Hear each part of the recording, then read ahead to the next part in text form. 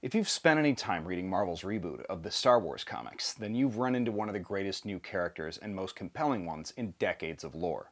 Dr. Aphra is a badass intergalactic archaeologist and smuggler who travels the Star Wars universe with two very unfriendly droids and will do almost anything for the right price. And that is exactly why the next Star Wars solo film should star her.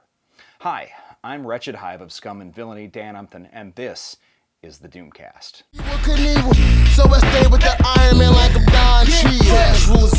Dr. Lona Aphra is a highly educated, intrepid, spacefaring queer woman of color born on Thrintink's second moon. She's all of those things and an anti-hero archaeologist to boot. Raiding more than just lost arks and artifacts, she's an intergalactic foil to two different Harrison Ford characters and is more badass than both combined. And I stand by that statement. Created by Kieran Gillen and Salvatore LaRocca in the original reboot, oxymoronic as it is, of Darth Vader, which focused on the title character as an anti-hero, Aphra is introduced as an expert in robotics, cybernetics, and archaeology.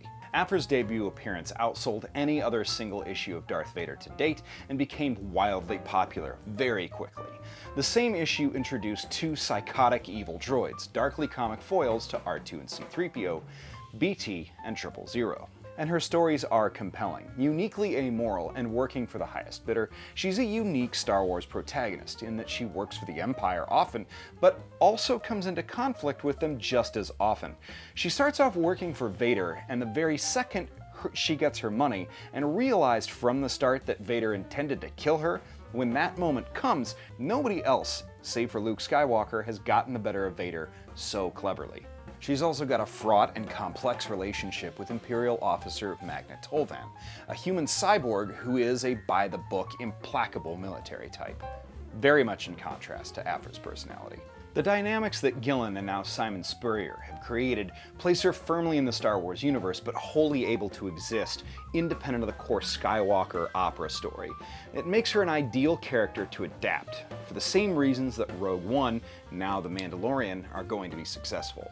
Aphra's exploits are full of conflict and intrigue that expand and amplify existing Star Wars lore, but also explore the existence of LGBTQ characters in Star Wars, as well as a side of the black market unseen on screen to date.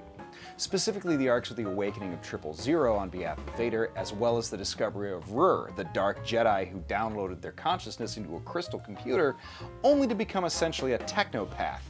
Both would be pretty compelling. She's a fun, swashbuckling alternative to the naive and growing Rey in terms of strong female protagonists.